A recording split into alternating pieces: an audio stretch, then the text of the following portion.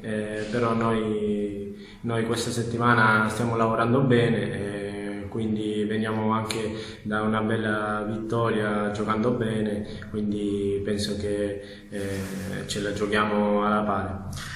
L'Akragas ha preparato questa partita con grande professionalità e concentrazione. Sì, vabbè, come sempre, no?